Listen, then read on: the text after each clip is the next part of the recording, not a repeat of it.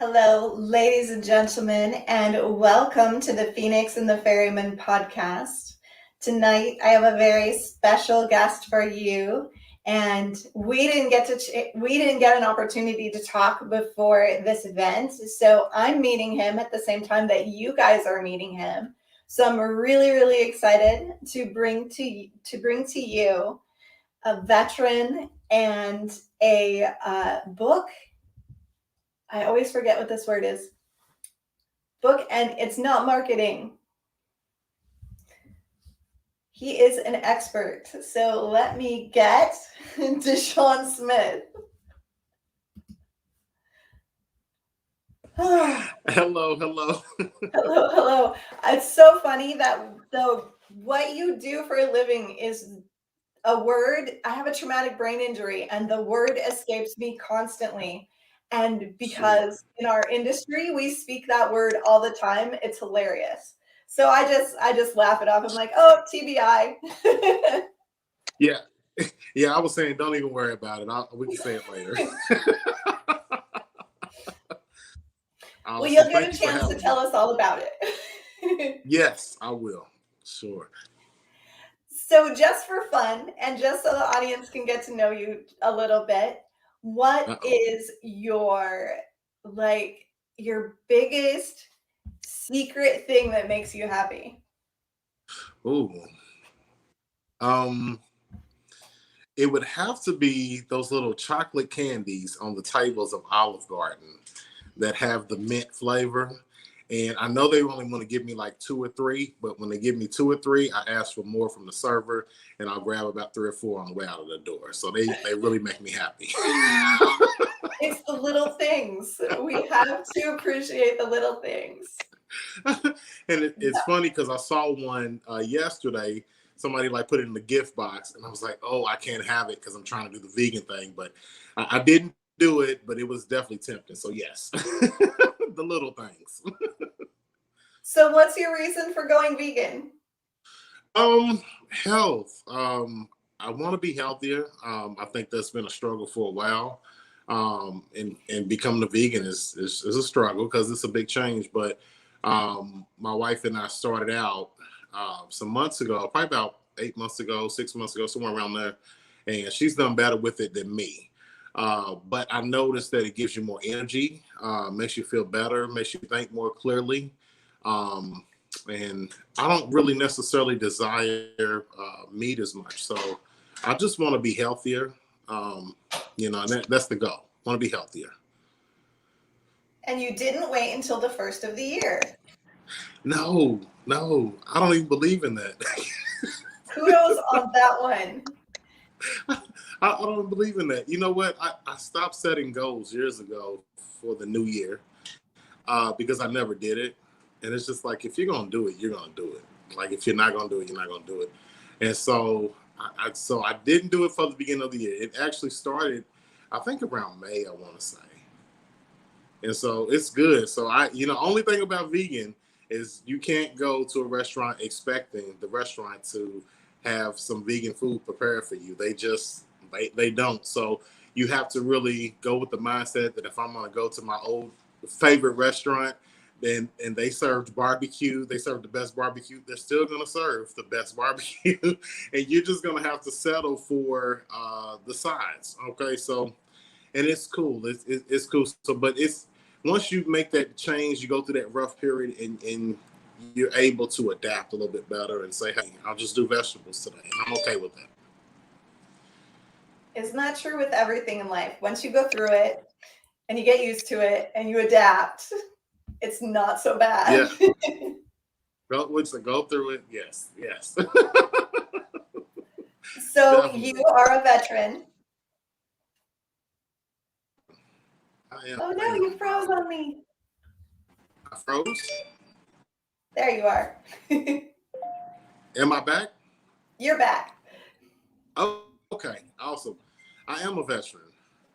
I served 2000 to 2004, did 4 years, and I said it's time to come home. I served in the Iraqi. Um, I think it was so. I went through both of them. They changed the name, I never understood why. It's been explained to me probably 10 times. But the Iraqi Freedom War is what I served in. And yep, and I came home in 2004. And I always say I don't know if I ever really left from war, you know. So, but I did get out of the military. Just don't know if I fully came home from the war. And so for about 15 years of my life, it definitely impacted, me as a person. So. Now, don't let me keep going because I'll keep talking now. No, you can talk as much as you want. The cool Okay. thing about this show is we literally just do candid conversations. And the whole purpose, the reason that we're here is because our men and women out there need to know they're not alone. And that a lot of people like to compare their traumas and we like to minimize them. So someone like you would be, I often hear, oh, I was only in for 4 years, or I only did this. I only saw battle once. I was only in this location and I didn't go to this other location. So somehow that makes it somehow less like you don't suffer from the same PTSD symptoms that everyone else has. Like you don't feel like it's like you're worthy of having the resources that other people have because you didn't have it as bad. But we're all in it together, and trauma is trauma, and there is no comparative. Every single person responds differently to their experiences. So we want everybody to recognize that maybe you didn't even see battle. Some people never even go or not even deployed, and they still have PTSD and they still deserve to be treated for the symptoms that they have. So we're here to show people that PTSD is everybody. PTSD is your neighbor and your cousin and the guy down the road, and you don't know it, but you're all in the same, you're all having the same experiences. So you're never alone. There's always someone going through the same kind of things, and there's support, and there is life still. There is life after PTSD, and it doesn't have to be a death sentence. It doesn't have to be a diagnosis that says my life will never be good. There's so many things that we can do to make life better. So I always challenge my guests to share something that they use in their lives to make things more livable, to make things more tolerable. What is your best go-to coping strategy? You know what? And you mentioned that to me. That is a great question. You said that to me. What is, and I think mine was just to keep moving at first, or just to lay still. And in my eyes, and in my, if that makes sense to anybody, both of them at times works. So I don't think that there is an exact method. I know people come up with all type of theories or whatnot, but for me, what has helped me be most successful, because it's an everyday working process, is I'm gonna say, don't go with that first thought. Don't go with the first thought. A lot of times we're moving through life because we're moving through life at this normal pace when we're not dealing with normal things. Okay, and we have this issue and probably other issues that we have. And so, but the thing is, you're still expected to perform, although you have PTSD, although you have been to war, although you're still expected to perform normal. And I think it's a travesty. I think it's really bad. But what has caused me now, what has helped me most, is to say, look, I'm going to take a pause break, regardless of what other people think I should be doing. Okay. And sometimes that's going to mean that people will get an attitude with me because I'm not moving at the same pace they're moving. But I know that if I get overwhelmed, I'm going to respond in a way that's not favorable for everybody else. So I got to take a pause break. So that's what I call it. My wife's like, why do you mean pause? Like, you don't want to hang out? What do you mean? Like, it's nothing personal against anybody else. but it's all about me pausing for that moment just so I can get the vision of what needs to take place in this situation. Okay. So I, in a perfect world, people that live with PTSD, veterans, when we're just talking about veterans, because we're talking about veterans that live with PTSD, I think that there should be some different type of benefits. I think, I'm just opening it in that way, that I think that there needs to be some real type of help. Veterans living with PTSD, it takes us 10 to 20 extra days to complete one task that somebody does in 2 minutes. So it's just, so it's rough. So for me, my takeaway is pause. You don't have to respond, verbally or non-verbally. You don't have to respond off of that first thought. You have time. You can take a moment. It's just like when they say, buy this gift right now. And Instagram has some really good deals that they just offered. They got this light that changes, that puts stars all over your room and stuff. It's like, man, I want that. It's just, you can turn the lights off and they can put stars all over. You don't have to have the track lights anymore. And they're selling it for 50%. I was like, wait a minute, do you really need this light? People are really good. They have really tapped in to making us think we have to buy right now. And the truth is, you don't have to buy right now. You can buy when you're ready. And if that deal's not there when you're ready, it means it wasn't for you. So that's what I try to stand by. That is awesome. I actually love everything that you just said, and you're the first person to say anything like that. Oh, wow. So it's really practical, real world advice that everyone can apply. And that is so perfect for what we're doing here. I love that. Thank you so much. So what motivated you? What motivated you to join the service? Okay. So I love the videos online that are floating around where everybody's telling why they really joined, and some funny answers. I joined, I didn't know which direction I wanted to go in life at 18 years old. Who knows? Sometime I respect the people who are like, I'm going to be a doctor, and they go and do 50 years of school. God bless you. That wasn't me. And so now my father told me to either go to school for computers, which at that time, computers were fairly new. And I hate saying that because, gosh, it makes me seem so old. I mean, my God. But he said I would be good with something with my hands. Well, I thought that meant maybe being a plumber or something like that. And I knew I was not going to be a plumber. It just wasn't going to be me. And so, but I left. My father has served in the military, and so did his father. And so I went to the military because I felt it would give me the focus that I needed for that particular time. And so it was really my pause. It was my moment just to kind of figure out who I was.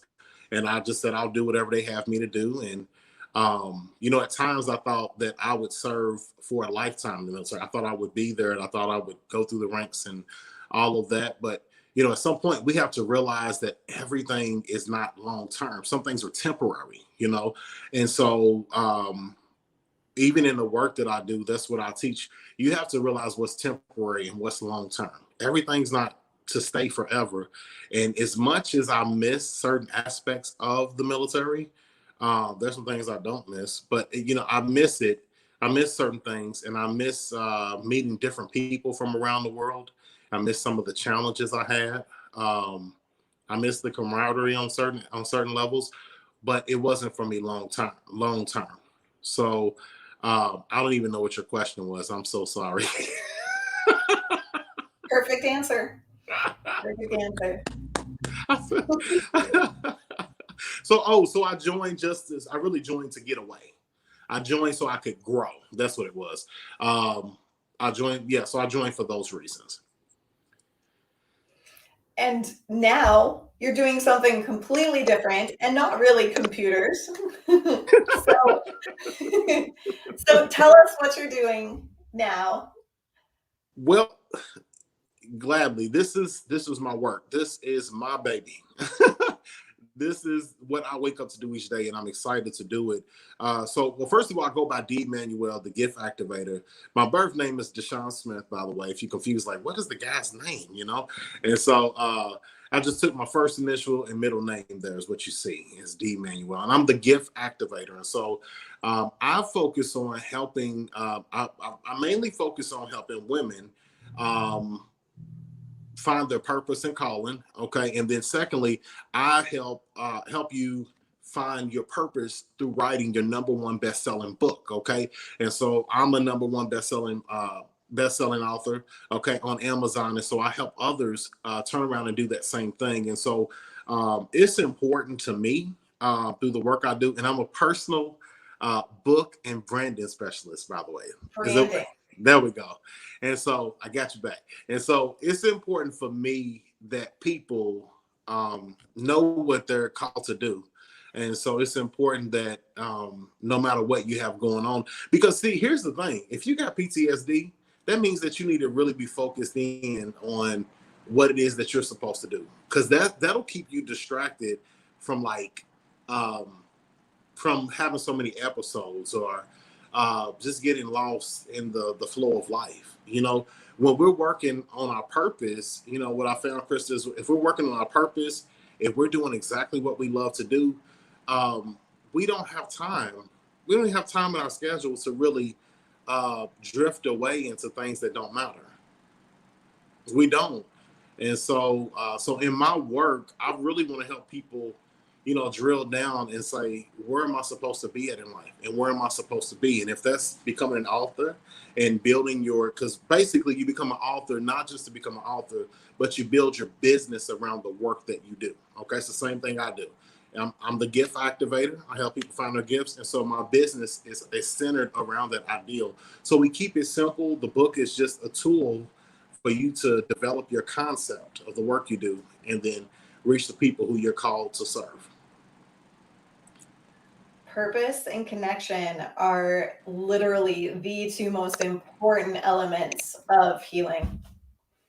So you hit that totally on the head. Absolutely, purpose is everything. And it's really interesting that I just connect with you now because I just joined a woman in the UK Tracy Cox, who is amazing. And she started an organization called Global Healing Right Now.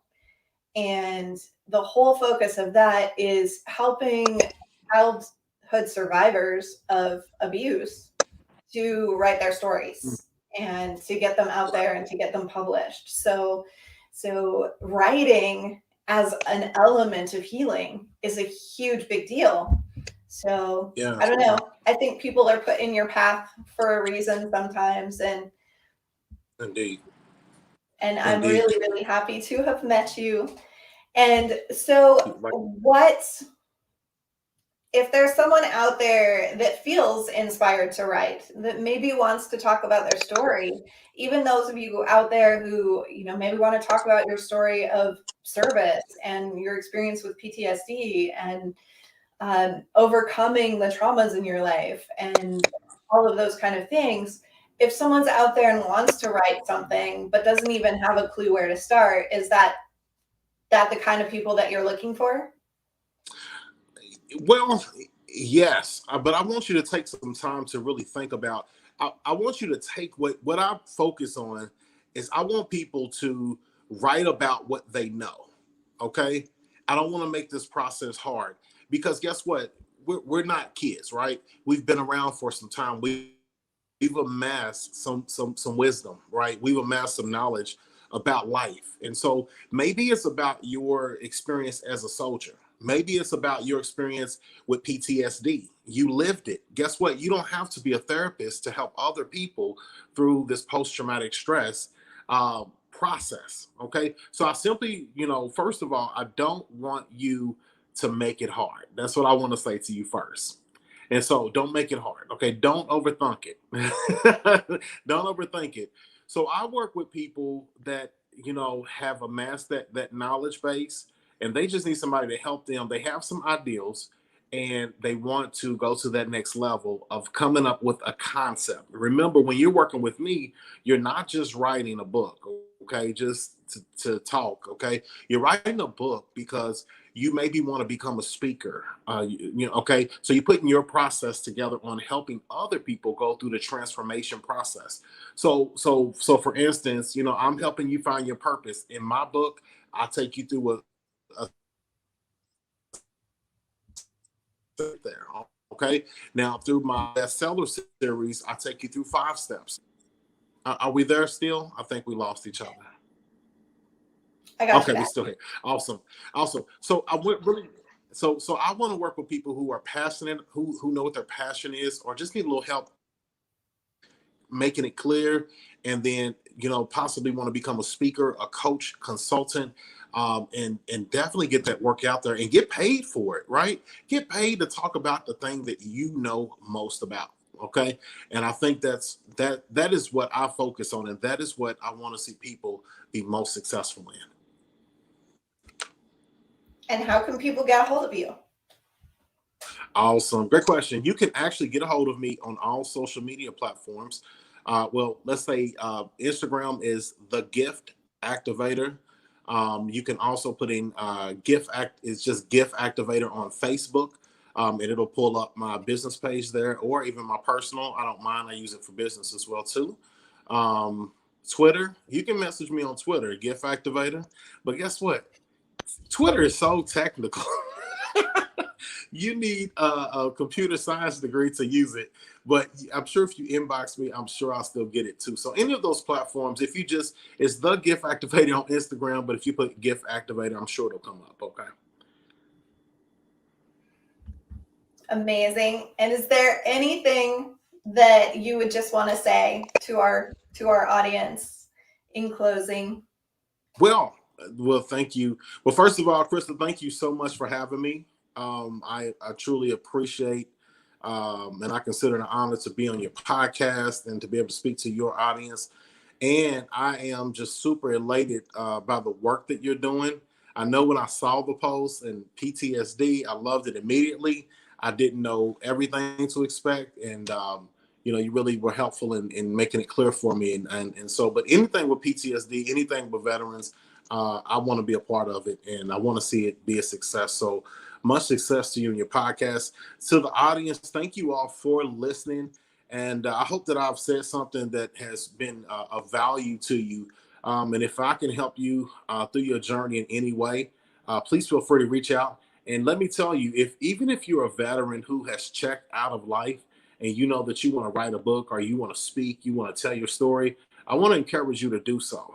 You guess what? You don't have to be an extrovert to be in this space, to have a podcast, to be a speaker, to be a consultant or a coach. All you need to tell yourself is that I'm going to try this. This is in my heart. I want to see this be successful, and get out there, get the information, and activate your gift. Get moving forward in what you're supposed to be doing, even if most of your days are bad days. You can still turn it around and make it your best days. And so I want to challenge, if I can help you, please feel free to reach out. And other than that, thank you all so much for having me. Thank you so much. All right. Bye-bye, everyone. Thank you so much for watching tonight. And I hope that you guys got some valuable insight into some tips and tricks and some ways that you can feel a little bit better about your day. And I hope that he has inspired you and motivated you to look at some different possibilities and to maybe ask yourself the really important question of, when you wake up in the morning, do you feel inspired to live your day? Do you feel excited about what you're doing and what's to come next? Are you living your purpose? Are you living your passion? And if you're not, reach out to me, reach out to DeShawn, reach out to one of my other previous guests. Whatever you do, find a way to find that connection to your passion and your purpose. And in that, you will find your happiness. Thank you so much and have an amazing night.